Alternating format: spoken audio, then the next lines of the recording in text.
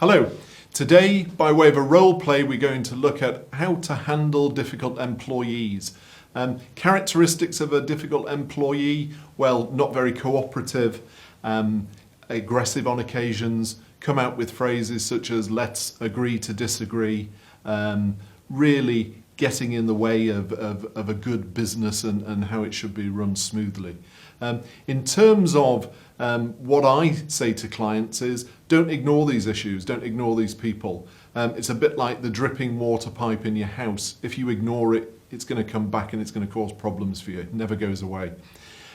In terms of the role play, we're going to meet Frank Kilner, who runs a business. Within the business, an accounts manager, Dave out there. Dave, difficult character, Frank will say, has some of these characteristics we've talked about, problems with him in the past. Things have come to a head a little bit now because he's starting to upset his team that he manages. He's also upset a particular client.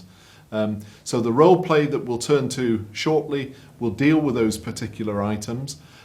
In terms of key learning points, by the end of the session, we hope that you will have picked up the particular issues. The first one will be how to deal with a relationship breakdown between this particular manager and members of staff, and whether that could be possibly a reason for the dismissal of the manager. Second point will be how to deal with a relationship breakdown with a customer. Again, is that going to be the basis of a fair reason to dismiss this difficult employee? Third point, bringing those two together, just examining, Sarah Hall will examine the different reasons that can be used by an employer to fairly dismiss someone. We'll now go to the meeting between the solicitor and Mr. Kilner.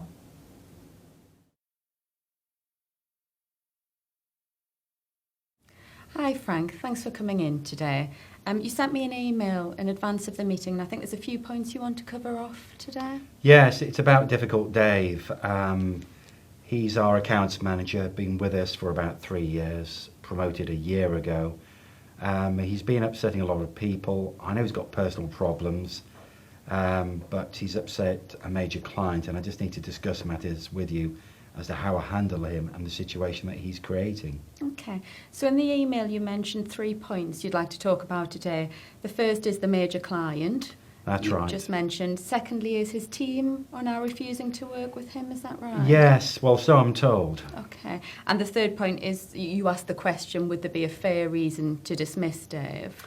Yes, it's come to the point where, you know, we're trying to run a business here and he's preventing that happening because he is upsetting a lot of people. Okay, so in terms of the first point, the client who is now refusing to work with Dave, have you got any detail as to why the client is saying that? No, it's only what has been said by Bob, one of our directors, who took him out for a meal after we had the meeting. I was in a meeting with Dave and the client, and things got a bit touchy at one point.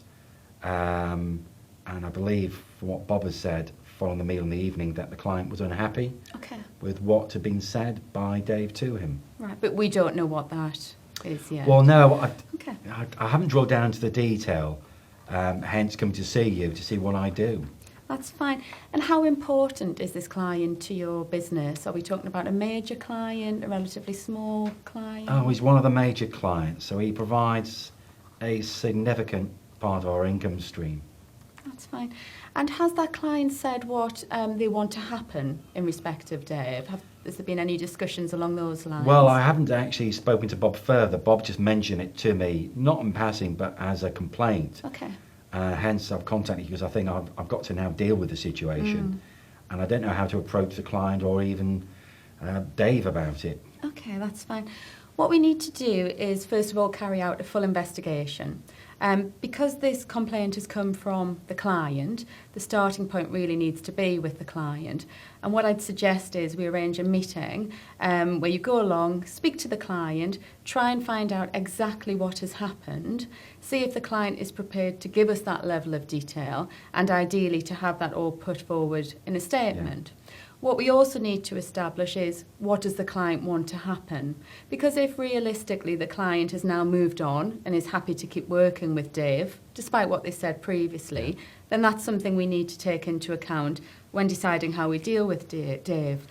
On the other hand, it might be the other extreme, of course. They might be saying, unless you get rid of Dave, we're going to take our business elsewhere. And we really need to know what the client's view is on that. How do you feel about meeting with the client? Because I appreciate that could be a little bit sensitive. I may have to get Bob to do that, Okay. but it is a major client and we could not afford to lose this client, Sarah. Okay. So do you think there's a positive in meeting with the client anyway to try and build bridges, if you like, even if they aren't prepared to put a statement forward? Well, certainly we would have to do that. Okay. As a business. We could not afford to let this ride, and I think we do need to meet with the client, but it's how we approach the client and what we can ask and say to him and what we can ask from him. I mean, what you have to, be careful about is showing you haven't prejudged any of the issues. You certainly wouldn't want to make any promises to the client that you were going to dismiss Dave or anything along those lines. But what you can say is that you are investigating the complaint that has been made and trying to gather all of the relevant information. In terms of Dave, the key stage is, once you've got that information, is speaking to him about it. And what I'd suggest again is an investigation meeting. So make it clear to him that a client has complained, give him full details of those complaints, and give him the opportunity to put his side of the story, his version of events. Okay. Has anyone spoken to him yet about the complaint? I've spoken in passing about it, Okay. and that's when he became a bit aggressive with me about it. Right.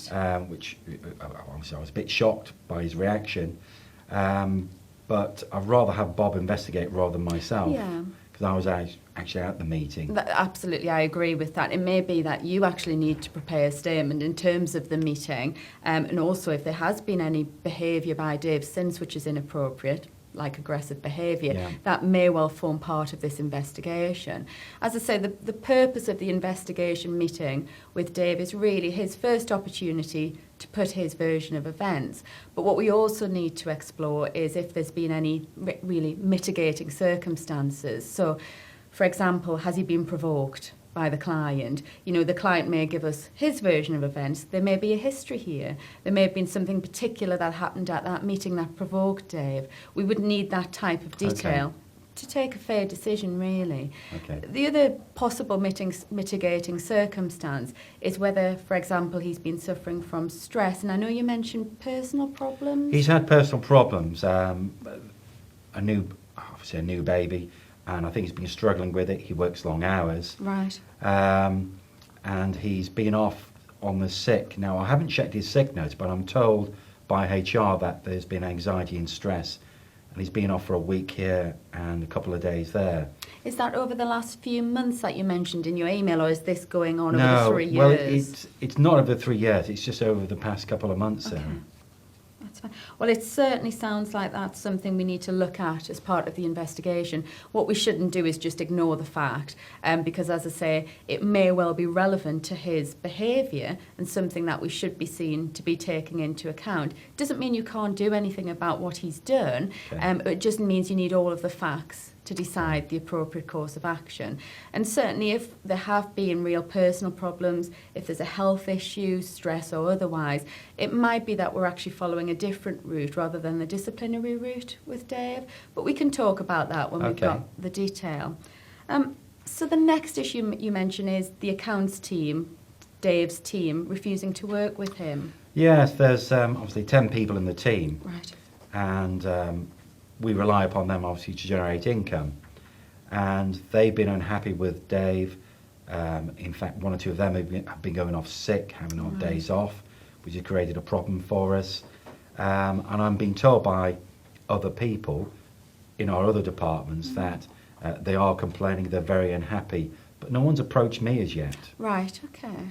That's fine, but you're getting the feeling this is building up, don't you? Well, I walked in yesterday and there was obviously an atmosphere there, I could tell. And people had their heads down, they weren't communicating, because normally we're quite chatty, we have a bit of banter, but it was like a morgue. So when you mentioned in your email Dave being uncooperative, Dave being aggressive, I know you've mentioned one incident when he was aggressive with you.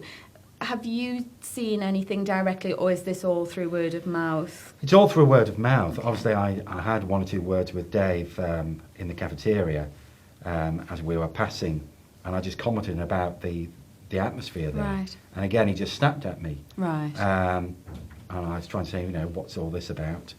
And he goes, you know what it's about. And I just left it there. And do you know what it's about? Well, no, I don't. Okay. And I'm just cautious about approaching him. Yeah, absolutely. I think given the fact that you've now got a number of people, it may not be all 10, I appreciate that, but a number of people raising concerns about him, and to the extent where they're saying we're refusing to work with him, you do need now to formally investigate it, not only for the good of the business in terms of them working together day to day, but also the fact that people may start to leave, of course. Look for jobs elsewhere. You might end up losing some good people unless you deal with this. The worst case scenario, of course, is that those employees actually bring claims against you for not supporting them. Well, that does concern me because, the atmosphere has changed dramatically. Okay. And there's staff that we wouldn't want to lose for obvious reasons because they provide a very good income stream into the business. And you've already mentioned sick days, so that's impacting on income stream, and also suggesting that there's a serious issue here which we need to resolve. Yes. Okay, that's fine. From your position, as I say, as a company, what you need to be seen to be doing is taking these complaints seriously. But at the moment, we don't have enough detail to know whether we're talking about a disciplinary route for Dave or not. So again, we need some investigation meetings lined up, and that's with the accounts team. What we don't want to do is just speak to those employees who've brought the complaints. This needs to be balanced. We need to speak to an appropriate number of people to get a fair reflection of what's actually been happening. Okay. We may, of course, find that Dave's got some supporters in there. It may not be negative comments throughout, especially when he's been with you 3 years. Okay. Do you know of anybody in particular who might support him? Well, there's one or two of the male members that he tends to go away on weekends with. Right. He's very much into adventure sports, cycling, mountain biking, all that. Okay. And he's been very pally with them. So we need to try and get a balanced view. Yeah, in they terms may of be that. a good people to start with, really, and I can get someone to speak to them as well. Okay. Well, what we'll do in terms of the investigation, we'll be consistent, so we'll speak to everybody in the same way, we'll ask appropriate questions, and really what we're trying to get to the bottom of is what are the concerns here, what has actually happened to get them to the point of saying we won't work with him anymore. We need as much detail as possible. We don't want general sweeping allegations, we want detail that we can then put to Dave, and he again can have his response before we decide how we're going to deal with this. I think what we also need to know from the team is how do they want this to be resolved.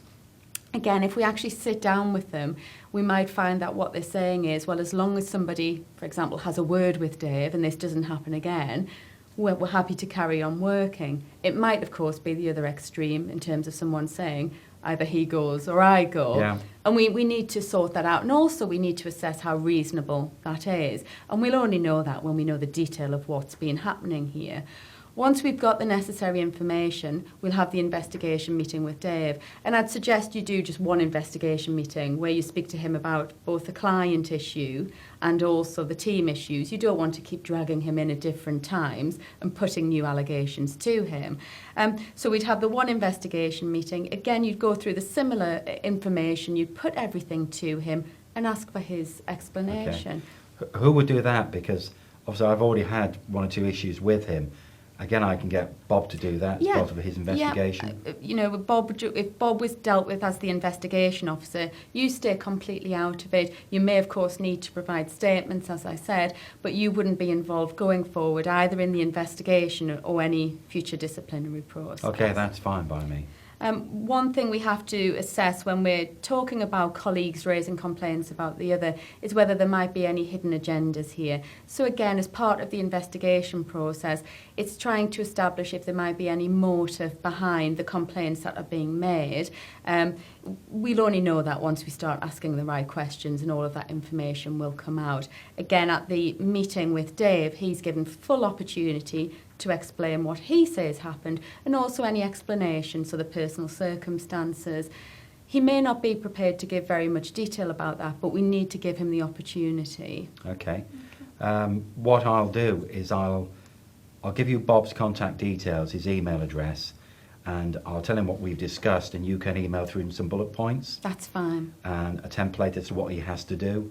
I know we've got our grievance disciplinary policy, but it'd just be helpful to, if you could assist Bob with what he has to go through. That's fine. The questions are key at this early stage. We need to make sure we ask all the right questions, so we're not going back and trying to get bits of information at a later date. And then your last question, and I appreciate we're at an early stage in the process, but have you potentially got a fair reason for dismissal? Yes. What's in my mind is that I can replace Dave. The staff I'd find more difficult, and I'd want to keep that team working because it's been very productive. Okay. And I just think Dave's lost the plot. Right. And my concern is that he's the root cause, people complaining about him, and frankly, I think he's the one that has to go. We have to make that decision. Okay. What's important is that you don't make the decision now, that we gather all of the information and we see what we're dealing with in terms of Dave's behaviour and also the relationship breakdowns between client and the team. There's two potentially fair reasons for dismissal. That doesn't mean you can jump straight in and dismiss, but there are two potentially fair reasons, and they are misconduct or some other substantial reason. You'll have come across misconduct before. Yes, I've not come across some other substantial reason. Okay. What's that, Sarah? It's a catch-all fair reason for dismissal. It's only a potentially fair reason. But basically, if it doesn't fall within the misconduct, let's say, for example, that we get all of this information and yes, Dave's behaviour has been unacceptable to a certain level, but it's not enough to warrant dismissal straight away. Realistically, the majority of misconduct cases should be dealt with a warning. The majority aren't gross misconduct. So if we look at it just as a misconduct case, we might think Dave deserves the opportunity to improve. He deserves a warning, clear line drawn in the sand to say to him, this behaviour is not appropriate and this is what we expect.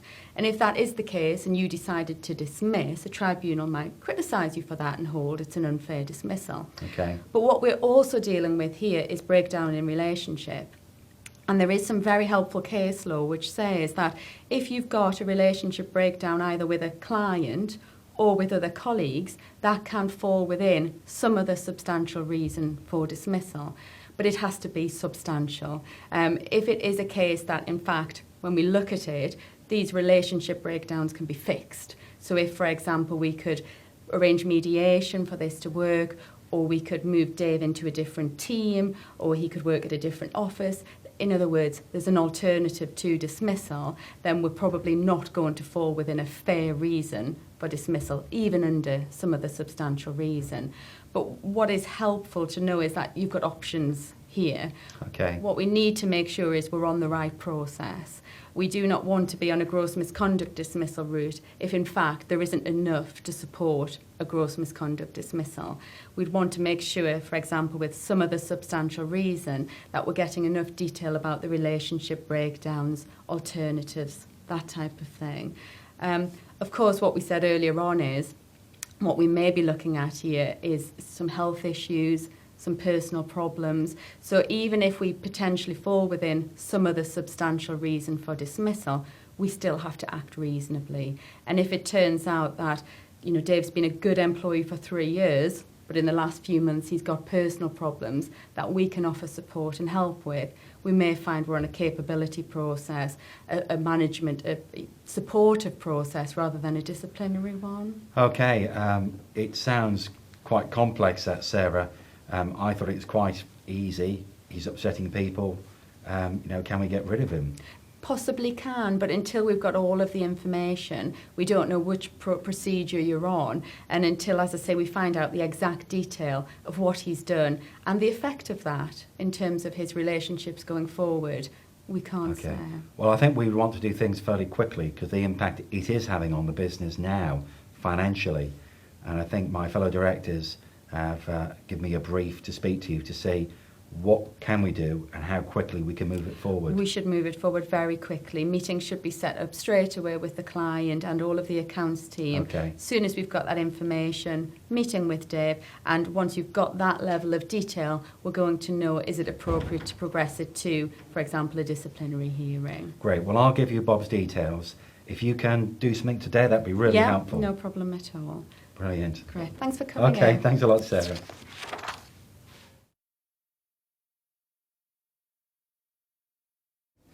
Okay, to summarise, key learning points. First one in respect to the staff. Very important that you deal with this. You don't want your good members of staff leaving because of the difficult member of staff that you're ignoring. May leave, may bring a claim. Want to avoid that. Also, you always want to retain your good people. Need to investigate though. Second point in respect to the customer. Try and mend those bridges. If, however, the customer is saying, Dave out there must go, he cannot be in your organisation anymore, then set that up by way of statements, by way of evidence to support a dismissal. Third point, appreciate the difference between a conduct reason and a some other substantial reason. Conduct, is it big enough to be gross misconduct because this is an end game without a warning? If not, you can go to the breakdown in trust and confidence supported by the staff or the customers. Thank you. That concludes. Can I recommend that you look to pod number 2 on the MBS TV website that deals with the next stage in this story, which is how to handle a disciplinary hearing involving Dave out there. Thank you. Goodbye.